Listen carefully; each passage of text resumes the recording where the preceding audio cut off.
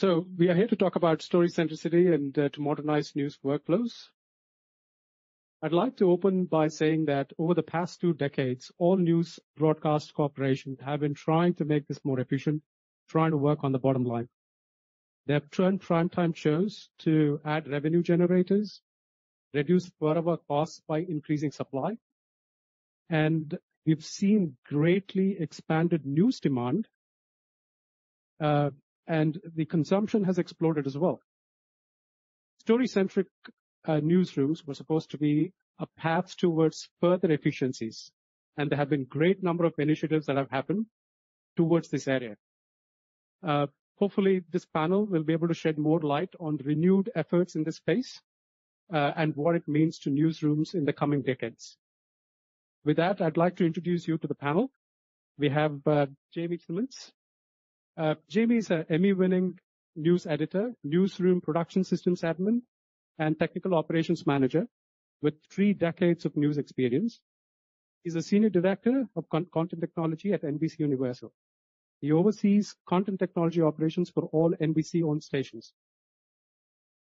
And we have Fabian Westerwelle. He's the vice president of product and strategy at ABC News Production. He oversees workflow and internal product teams. The first question actually goes to Jamie. Considering the significant changes in technology and audience expectations, can you touch on when was the last time an updated newsroom computer system was introduced in your organization? Sure. Thank you. Hello, everybody. About 15 years ago, we replaced our then were legacy tools for our NRCS, and we replaced it with a tool that had like a multi-platform approach to it. And, we didn't have a ton of platforms at the time, but, we used it in a way to feed some of those platforms, but we more leaned towards how we were already doing things. So I feel like we weren't ready yet. And now, fast forward 15 years later, like we have no choice. We're expected to feed more platforms than ever. And that's why we are looking for the next tool. Fabian, what are some of the key priorities or concerns in selecting and implementing a new platform?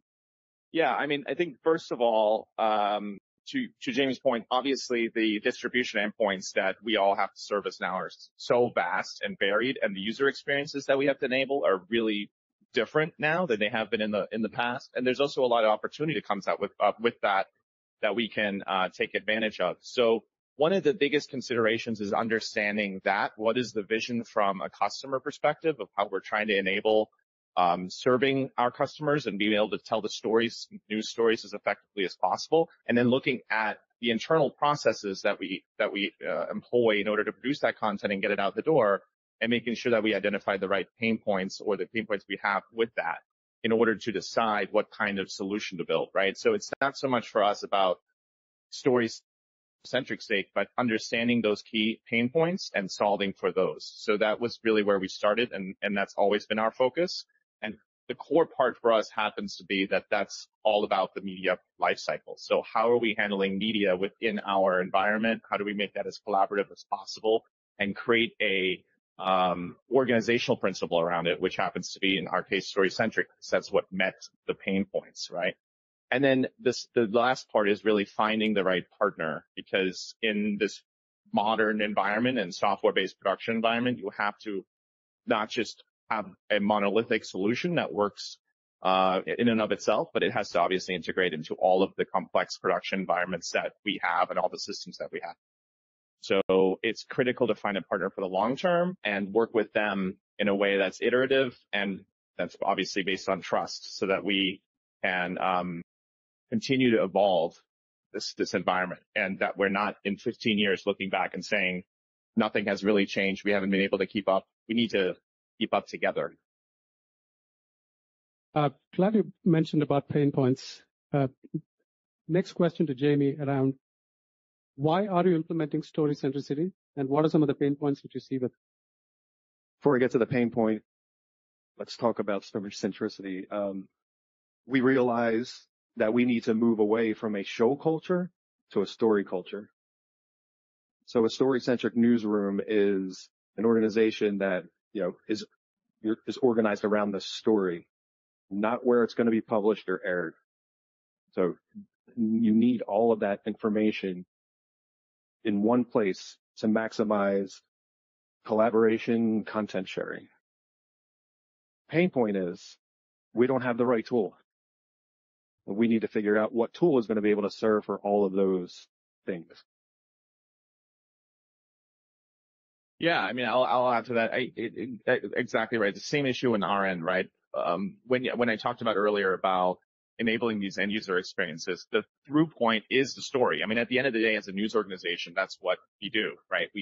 We cover the news, we cover the stories that we cover, and that is also the through line between all of our different shows. So if you look at World News Tonight, GMA, our local shows, obviously our long form shows, at the end of the day, the core organizational factor is the stories that we're covering.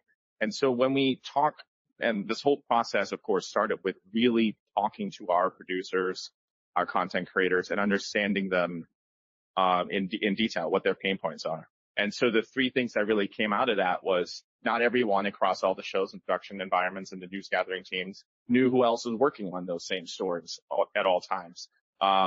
It was more of a manual coordination effort to figure out who those people are that were doing that work on those stories.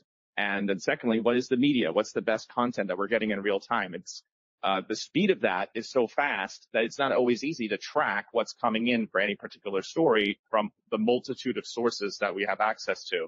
So obviously we've evolved that over time, but having that single system, Jamie's point, has not been really easy to actually implement. And then the third thing was really the editorial information, right? So in this modern environment, there's a lot of sources of that.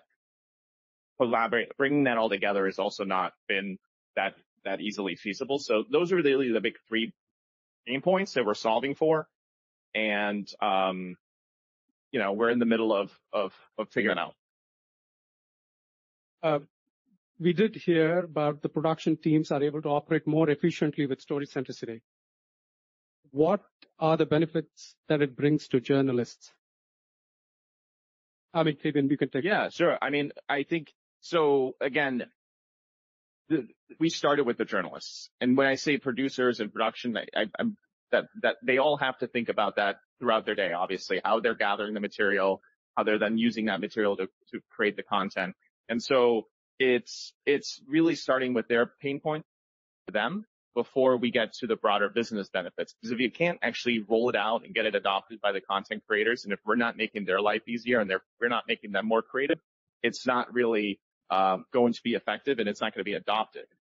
And so that's the benefit for them is, again, what is solving those three areas of pain that they have. So if they can more easily and quickly understand who's working on the story they're working on and also find that content and have that editorial information, their job is going to get easier and also more effective and creative. And so when we talk to them about this project, it's not just so much saying, hey, we're going to roll out story-centric, and everybody's eyes just glaze over when you use slang, just terms like that. It's really more speaking their language. How are we going to make their life easier? How to make it more creative, et cetera. And that's really what's driving it. And then the business benefit is, of course, that we have a clear media life cycle and a story life cycle that we can track and understand how it all came together end to end, and what analytics we can draw from that, and how, again, we can enable end user experiences as well by having that content and material pre-organized. Jamie, do you have a perspective from NBCUniversal? I'll just build on what Fabian said. So I think the benefit to journalists is tenfold. They just don't know it yet. So our job is to explain it to them in their terms. So we at NBC, we went on a messaging campaign, right? We brought in the right people, the journalists, and the first question they're going to ask is, this is great. Story centricity is great, but what's in it for me? And our job is to explain to them what's in it for them so they know and hopefully buy into it, and they're your partner. Speaking about adoption, what are the biggest challenges do you see in news teams adopting story-centric workflows and models? I can start that out. It's the biggest challenge is just change management, right? People are used to working a certain way, and that's not always easy to overcome. So not to repeat ourselves too much, but the way you overcome it is to understand them and say, okay, it's not about just change for change's sake. This is not just a corporate initiative at a higher level of how, we need to implement this new system to make ourselves more efficient. Nobody wants to hear that, right? It's understanding what they're doing on a daily basis and getting really in the weeds and making sure that whatever changes we're then introducing to them, they can tangentially, touch and understand, and see real benefit from. So that's how you overcome that challenge, but that is the biggest one. The other big challenge is just the technical nature of it, because we do have a very complex production environment. We have a very complex news gathering environment, and we have a lot of existing systems and vendors. And, we're also in the middle, in our case, of moving into a brand new building, which has brand new technology as well, which adds, by the way, to the change as well that people have to go through. But the integration of the systems is a challenge because, it's all well and good to say we want to have media organized by story and coming in as soon as we acquire it, have it organized the right way. Actually achieving that requires a lot of collaboration with lots of different vendors. So that's on the technical side a big challenge. O&Os, Jamie? So where are we in the journey?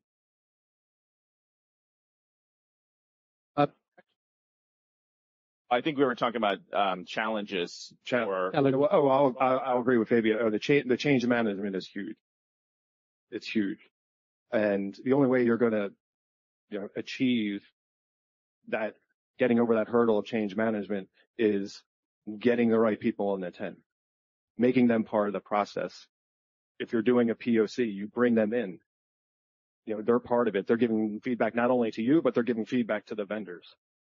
And then at the end of the day, once you've defined how you want to work, then you can go and find a tool. No use looking for a tool if you don't know how you want to work first, or you don't want the tool to dictate how you're going to work.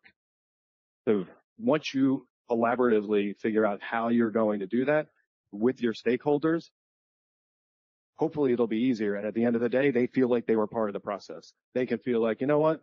This is a tool that I helped build and set you up for success. It's so true. And I do want to also add to that for a second, your point about you don't just pick a tool and then roll it out. And, you have to really. We've done that. Yeah, exactly. I think all of us have made mistakes in that space in the past in one way or another. I think especially on the tech side, there's a temptation to say, oh, this tool is so amazing. It's going to do all these great things. Let's just implement it. And that's pretty much always the wrong decision, right? The way to do it. And so to your point about, to your point on that, as bringing everyone along with you and really doing the design first. In this modern software-driven production environment and news gathering environment, that design becomes very complicated because it is not about just one tool that you can now bring in. It has to work as part of the larger whole and as part of the overall design.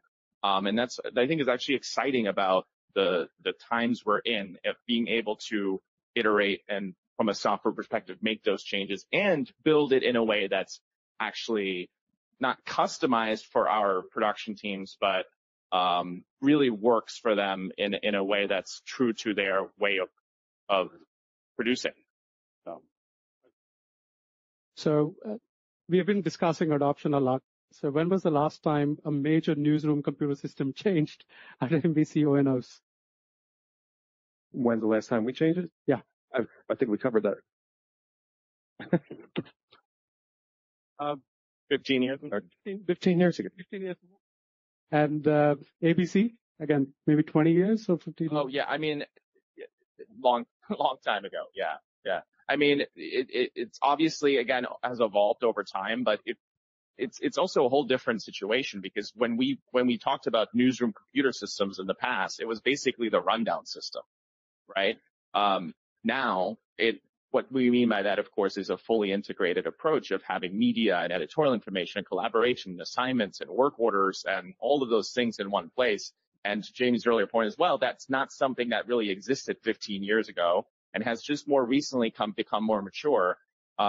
Sure, there were different solutions and systems and people have been building on it, but it's not really been available in this integrated way. So, in one sentence, what advice would you give to others who are looking to start with story centricity? It goes back to kind of what I talked about, like bring your stakeholders in, bring them in and bring them in early. It's very, very important. You know, us as me, refer to me, and I don't know so much about you, Fabian, but you know, I worked in newsrooms for years, but I was always like the technology geek, right? And I would see new technology and I'd be like, wow, our newsroom people are going to love this. And you show it to them and they're like, yeah. So bring them in the beginning. So you're not spinning your wheels. You're not wasting your time. Make them a part of the process from day one. And that sets you up for success. That's the advice I would give. And also, you know, make sure you're marketing what you're going to do. Market story centricity, but market in a way that's, you know, that's going to resonate.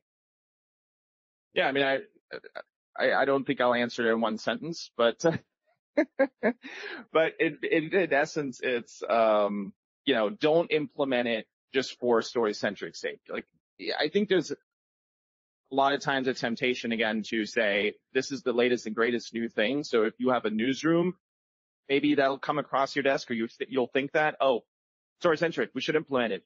No. Don't even think about it like that, right? Look at your environment, look at your newsroom, look at your production needs, really understand them in detail, do that analysis, do the workflow analysis, work with your production teams and journalists, and really dial in what those pain points are, and then solve for that. And, you know, in our case, again, the media life cycle is what became most important. For other newsrooms and other and groups, it might be something completely different. Maybe it's the work order management, the way people collaborate. Maybe it's the way that editorial information is disseminated to different groups, or it's the publishing process. So all that obviously matters a lot. And whatever the priorities are is what you need to then really focus on, because the different vendor options and the ecosystem you're building is going to really depend on what those priorities are. So. Oh, thank you. Great points. In fact, if I'd like to add something to it, when you start this journey, you can expect to actually start hitting all aspects of news production, starting with ideation, planning, materials gathering, edit, distribution, publishing. All of the aspects will come to the front, and you will have to address it, whether as part of the solution or whether as part of the business process. And this is one piece of advice that I would give out. One last question: as we go through this future, how are you mitigating vendor risks today? Fabian, would you like to start with that? Yeah, I mean, I think it comes back to the need to collaborate and form a long-term relationship, right? It's not just about doing the typical RFP and saying, okay, who's meeting all the requirements, or not all, but most of the requirements, or who is going to give us the solution right away from the beginning and meet those requirements. It's really about forming that long-term relationship and understanding how well that company is set up to deliver over those years, because nowadays it is all software. So you need to understand what their engineering team is like, what their product team is like, what their leadership is like, and be in those weeds. That's what we found, right? We really need to have access and have that transparency, because the integration is really complicated. It's not just about open APIs and, having that documentation saying go to work. It's a lot more complex than that, and a lot more collaborative. So that would be my biggest piece of advice, and something, you need to do in order to mitigate that risk. Otherwise, you might end up in a situation a year later where you don't have that ability to integrate properly. And then you're not able to solve those problems that you obviously set out to solve. Fabian, obviously you're further along your journey.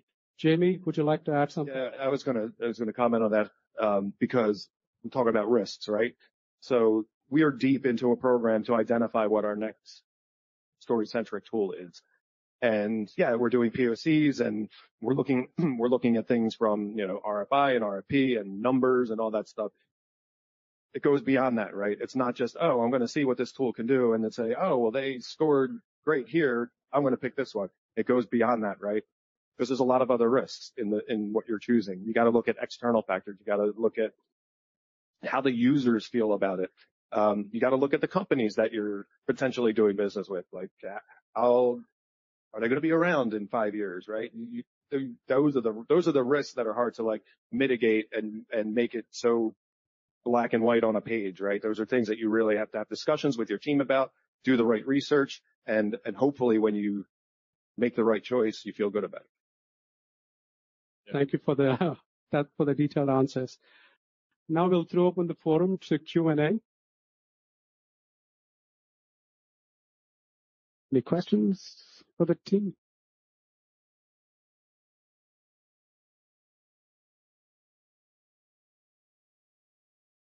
I think your mic is off. Can we, was it? Oh. Hello. Yeah, all right. Thank you for a lot of information. It's very helpful about what goes on inside your organizations. I'm wondering if statistical issues come up in terms of, well, you're looking at an audience at a particular time in a particular situation with advertisers in the mix, so that storytelling, it would seem, could really vary depending on the need, the style of the producers and journalists that you're working with. And I'm wondering if there's, one issue, statistical representations of all that would be one possibility. The other is models. Could you throw at a journalist team examples of the cutting style, particular storytelling styles that you think they should trend towards?